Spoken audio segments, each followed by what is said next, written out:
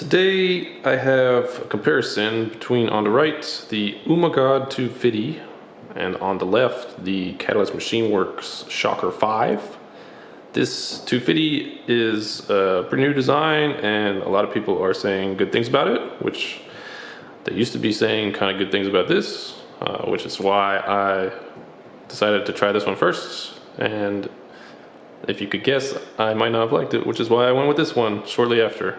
And so let's take you between some of the key differences and maybe you can make your own decisions on which one you would prefer. So first one is the style. So if you look here, this is a X frame, just X pattern, no extra bases. This guy is a dead cat. So props are going to be out of the screen, but it has this front brace, and the way I was running it, I was using Recon 5 side arm braces because if you followed my video, link in the description about this guy, I got a lot better performance with these braces installed as far as black box logs, resonance, noise, all that jazz. Another difference would be pretty much the design of how this guy is upside down, stack hanging underneath. Propellers up top. This is a traditional one, stack mounted here with the protective plates and propellers like that. The other pro we got going here is this guy right now has a 20-20 stack, but you can do 25-25, you can do 30-30, whereas this one is solely a 20-20. You're stuck with that. And as far as the carbon fiber goes, they're pretty much the same there, same arm thicknesses, same top deck thicknesses, with the difference being this one is way less stiff. If you were to grab it and try to bend these front arms especially, you can feel it flexing, and I imagine that has to do with the fact that they are not tied together at all, except with this like little thin plates which are very far apart, whereas this guy, the 2Fiddy, they're all locked together in the middle. I don't know if you can really see, but where they all come together here, they're actually all touching, and it's super stiff. Like I tried to flex this guy and I was like, oh wow, I don't think it was bending at all. It was very, very stiff. Noticeably difference, and you can see that in the black box logs later. Otherwise, for this comparison, I literally took everything on here and put it in there. Didn't resolder, didn't do anything. That's why the motor wires are extra long and things look a little sloppy, because I wanted to make it as apples to apples as possible. The battery I ran on both of them was this 850 6S. If you are curious, with this setup, do not go above 350 grams. You'll start getting lower flight times. For instance, when I had a 1100 milliamp hour pack, I was getting like 8.5 minutes, whereas with this guy I get 10.5. On this frame I actually get 11. This guy was 10.5, so you get slightly more flight time with this one too. Probably because if you look at all those braces and stuff, which is going to be dirtying up the airstream, this one, will have less turbulence, less dirty air, because it only crosses the arm. And that's my guess, at least. Other difference would be battery mounting. Here you can run a strap between the front, these two holes, to kind of wrap it sideways, or traditional where you wrap it around. I didn't have to do anything weird, like I did on here, whereas before, if you saw my video, I was wrapping at first the battery strap all the way around the frame, because where else do you put it? And what I figured out doing was pretty much this, where I unstitched and removed the metal buckle of the strap and sewed it back together and put the battery in like that.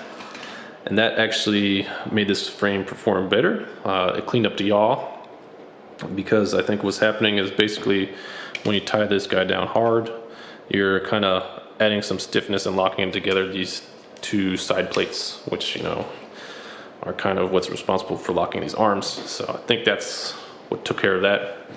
And enough of me jabbering, let me show you the proof. Here we are. On the left is the 2Fiddy, on the right the Shocker 5. Right now we're looking at the yaw axis. Yaw X's. If you see here, like I mentioned before, I managed to clean this up quite a bit. It used to be a lot taller, but after all those modifications, I managed to get it better. And here it is on the 250. The main thing to look at here is the low frequency and this peak in specific. On the yaw, you know, it's not bad here. It's pretty clean. But if I go to something else, say the roll, the pitch, we'll go to the pitch next. Pitch, gyro scaled, pitch, gyro scaled. And so now we start to see a divergence. The main thing to keep an eye on here is this. See how noisy it is at the low frequency? And why that's a big deal is you can't filter this out. It's pretty much impossible. And also notice just the main bar, which is supposed to be the frame itself's response, versus here, look how hair thin that is and clean it is. It's night and day. Night and day. And I could definitely notice it right away flying it. And here's the roll, same story. We're gonna go to gyro scaled. Once again, you see less noise on the shocker, or sorry, on the 250.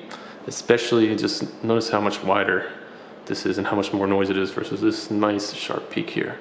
And then there's no prop wash spike. And the thing too about this prop wash is good luck getting rid of it, you know, because pretty much what you have to do is kind of try to raise PIDs and stuff to get rid of this. But if you raise PIDs, you amplify this noise and you're kind of in like a loop that you can't break, where you know, you're just never really gonna get it in check. You're gonna get maybe better prop wash, but more oscillations. And that's pretty much all it's amounted to. Keep in mind, this Shocker 5 is, after all the optimizations, improvements I could possibly make, I still couldn't get it flying right. So to 250 I went. And for instance, if I throw on the gyro, which is after the filtering, you can kind of see what happens. Like I was explaining, this noise, you can't really get rid of it. So the 250 is just perfect, beautiful, whereas the shocker is not. And that is with the exact same hardware and with worse props on here. And if you're keen eye, you see this sample size is smaller, and that's only because if you're even more keen eye, this is a 1 minute flight. This is a 2.5 minute flight, so to keep them about even, chopped it in half, so they both had about a minute of black box logs. Catalyst Machine Works told me, you know, they didn't want to take any of the blame or responsibility for this. They're like blaming on everything else. They're like, oh, manage your motors, blah blah blah blah blah. They stopped talking to me once I gave them the black box. I guess they just knew I wasn't an idiot. But literally the exact same components lifted out of here, placed in here. Nothing changed, nothing resoldered, nothing at all. And this one's way better. So if you're on the fence and you were wondering which one to go for, hopefully this helps your decisions. I would definitely recommend this one. This one I cannot recommend to literally anyone. And hope you enjoyed that.